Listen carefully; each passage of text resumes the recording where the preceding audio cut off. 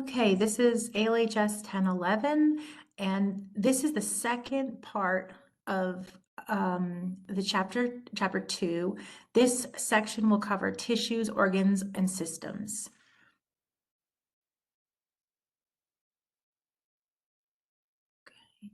Um, just want to make sure you're seeing what I'm seeing.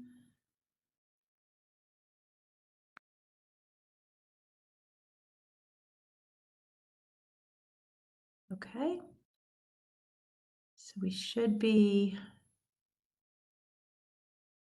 there we go. Okay.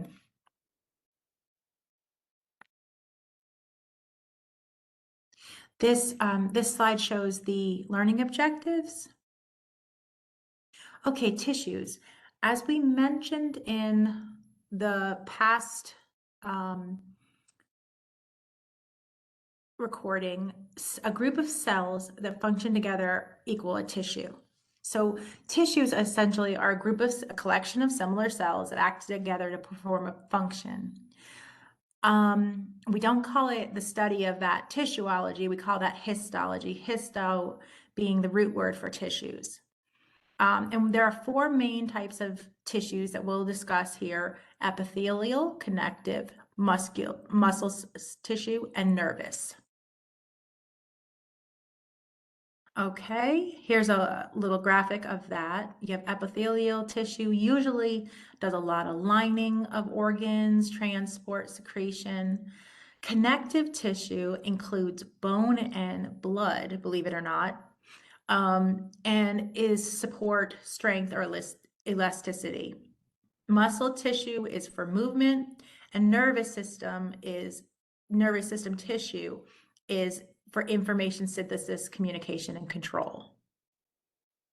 Okay, so to start with epithelial tissue, that epithelial tissue protects, covers lines, surfaces, cavities, glands. It forms glands. Usually they're tightly packed together like sheets. They usually have no blood flow, blood vessels to them, except for the bowel that has capillaries. And we're going to talk about the different types of epithelial tissue.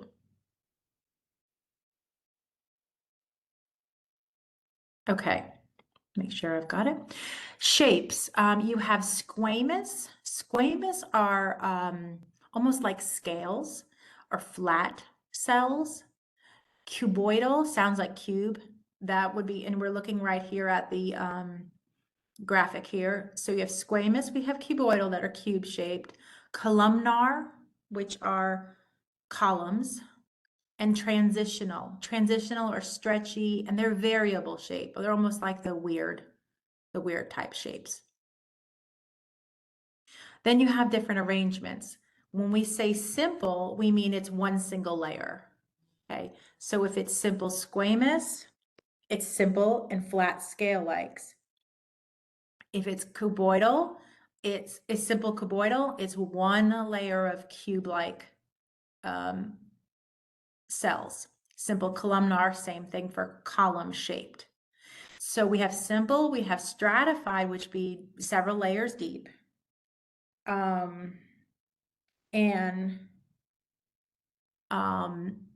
So stratified squamous, stratified cuboidal, stratified columnar. And then we have pseudo-stratified, pseudo meaning false. So it looks like a single layer, but it's also stratified. Can be stratified, okay? It is a single layer, but it kind of looks like multiple layers, if that makes sense. And transitional are just varying types. Connective tissue, it's the most kind. So we had epithelial, now the second type is connective. It's the most common type of tissue. It's found throughout the body in organs, bones, nerves, muscles, membranes, and skin, and it holds things together. It provides structure and support. The three main elements in connective tissue are non-living extracellular matrix, cells, and fiber. And we have a few different types of connective tissue. For connective tissue proper, we have areolar or loose, which is fine, delicate webs. Okay, it's a loose arrangement, a lot of thick fluid. An example of loose areolar connective tissue would be fat or adipose tissue. Your dense regular are strong cord-like structures, almost like wire cables, and they would be tendons and ligaments. Your dense elastic are also strong cord-like structures similar to wires. So like in arteries, there would be dense elastic connective tissue. And dense irregular is your multi-directional, interwoven collagen. It's found in some organs. It can handle some tension. So it's just about the arrangement. That's how we describe it. So cartilage, I mentioned bone and blood were connective tissue, but cartilage is also, and it's a very, very strong, very, very strong connective tissue, okay?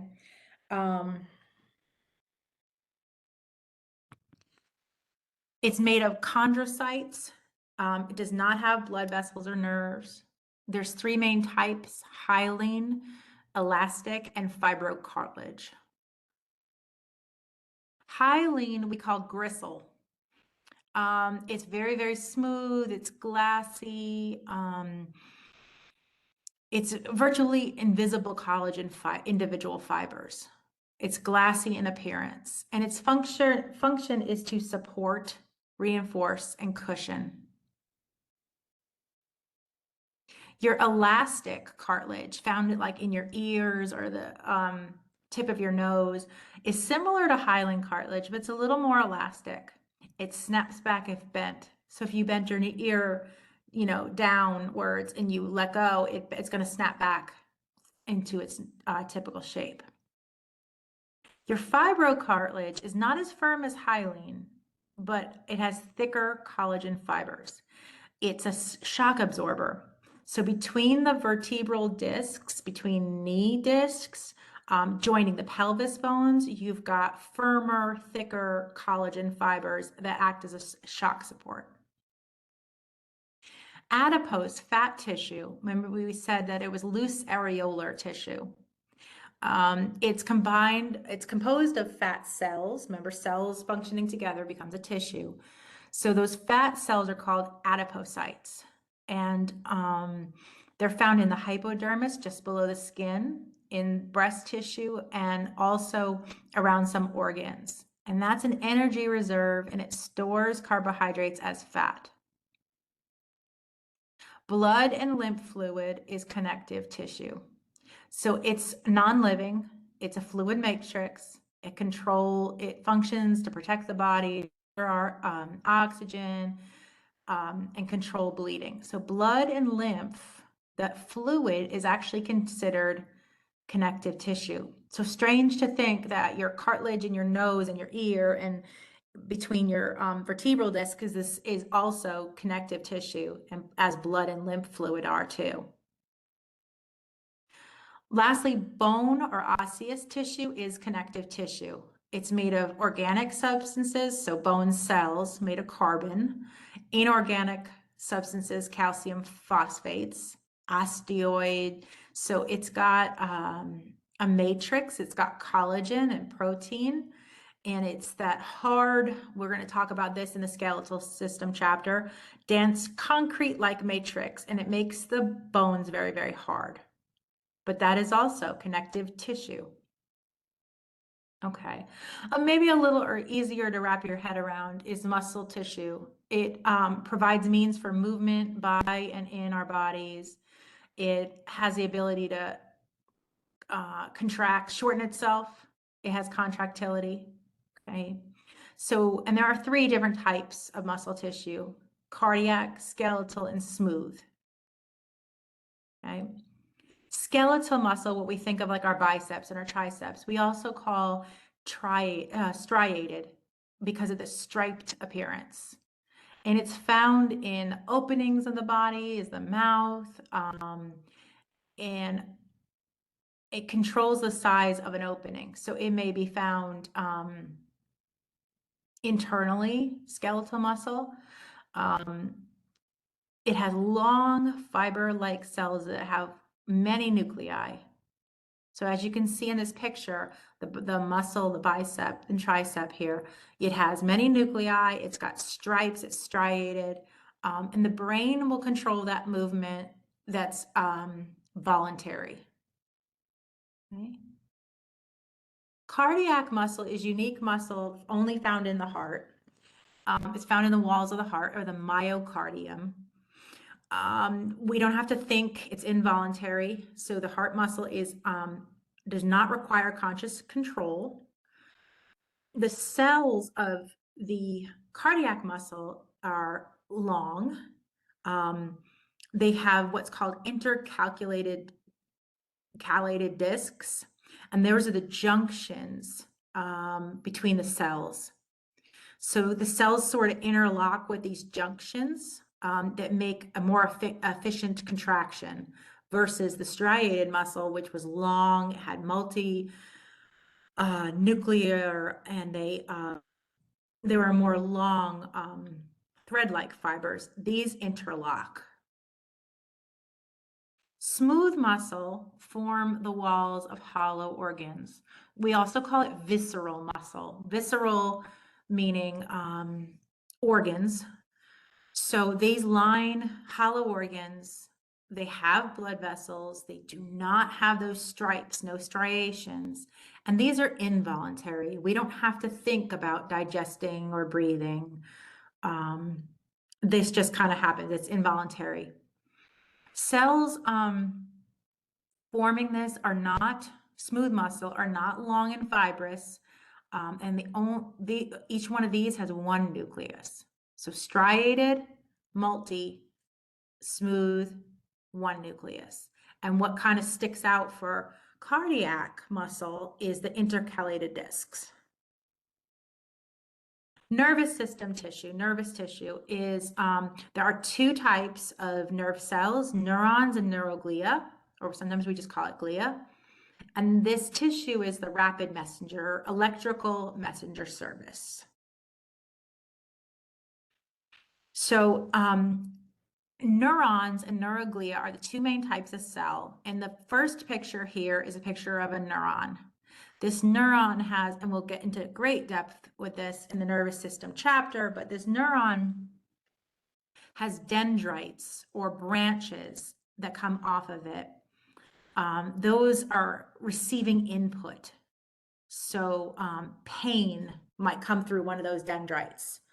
The axon is the trunk-like, the axon is the tail, this long trunk-like that transports the message away to the brain, perhaps.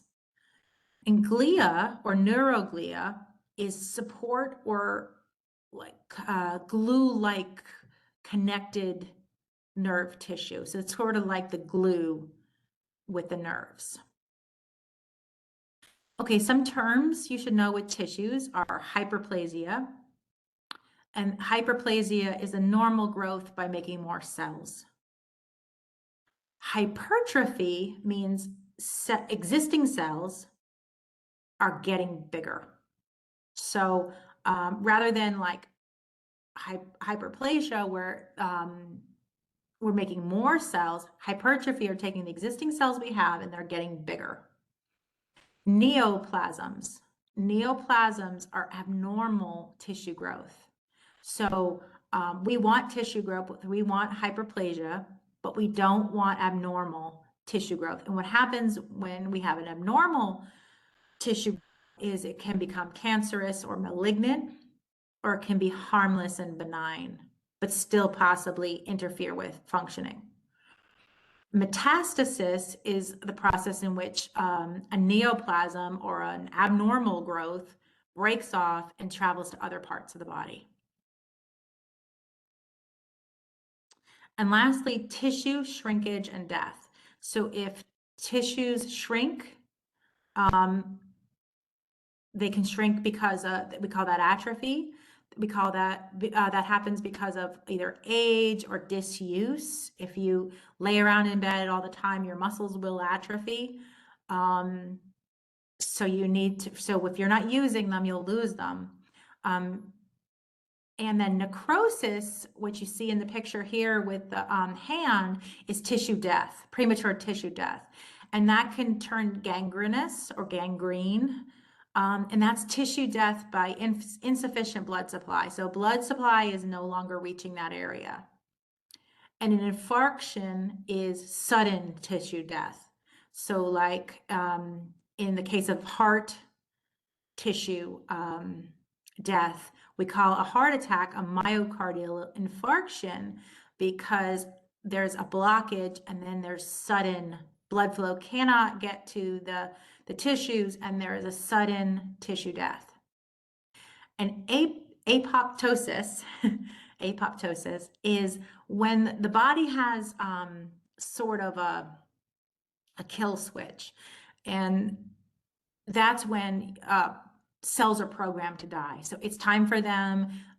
We need regeneration, we need hyperplasia or hypertrophy, and it's just cells kind of are on the timeline, and that's when they die.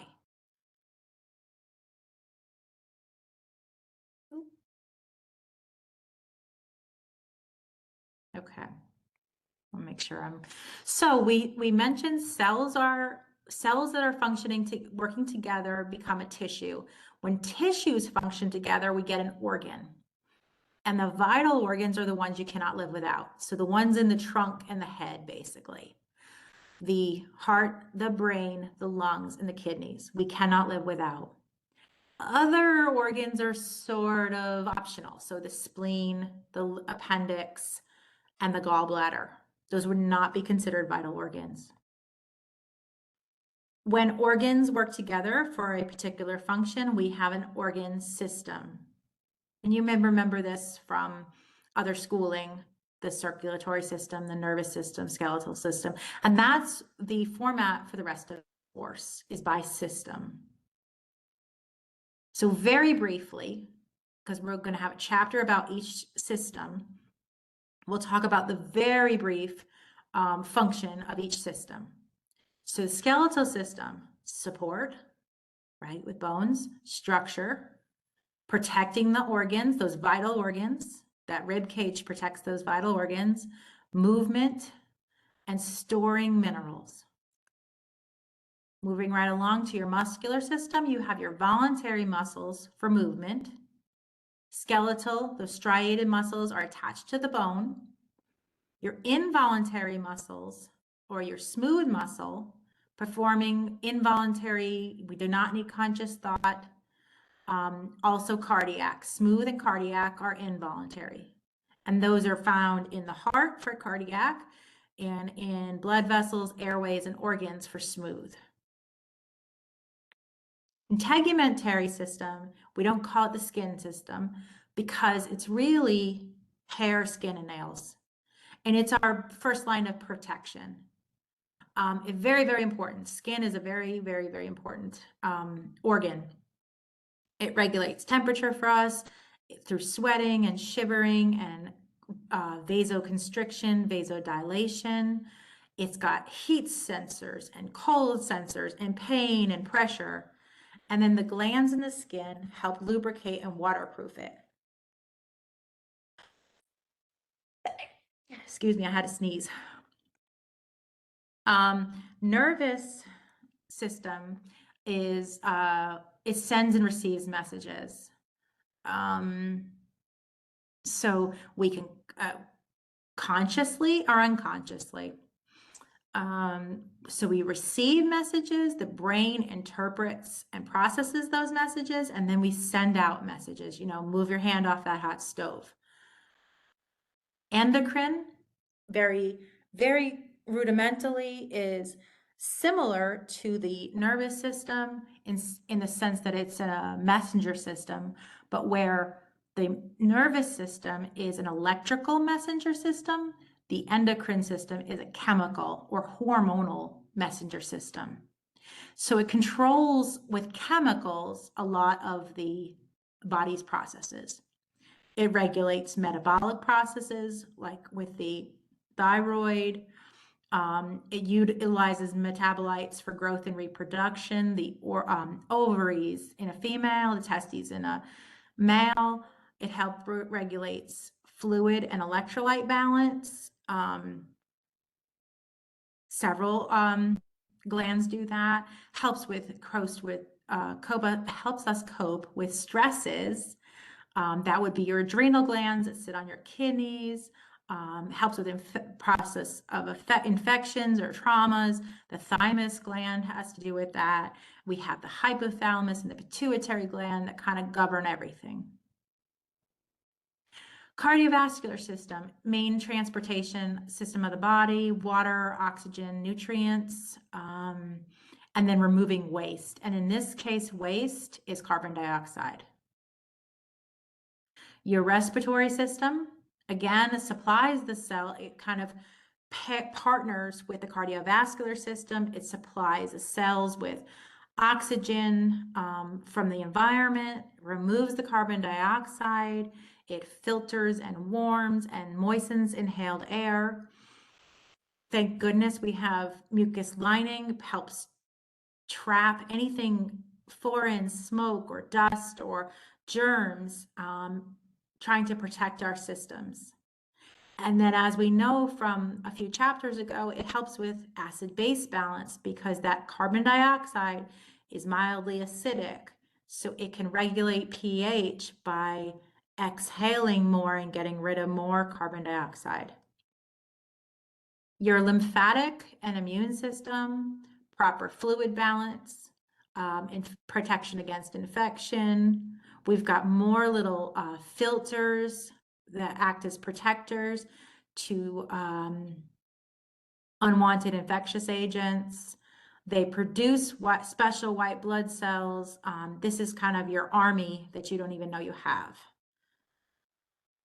Your gastrointestinal or GI or digestive system, it takes raw food, and then we have two processes. We mechanically break it down by chewing it and churning it and physically breaking it down, and then also chemically with enzymes and secretions. And we break food down into usable substances, things we're going to use, and that gets absorbed into the bloodstream. Anything unused produces waste and gets transported out of the body. The urinary or excretory system really helps with fluid balance, regulates water, fluid, blood pressure, helps produce red blood cells because the kidneys produce something called erythropoietin. Helps with electrolyte imbalance, pH balance, and it eliminates waste products. It gets rid of excess water, toxins, drugs, waste products that the body cannot use.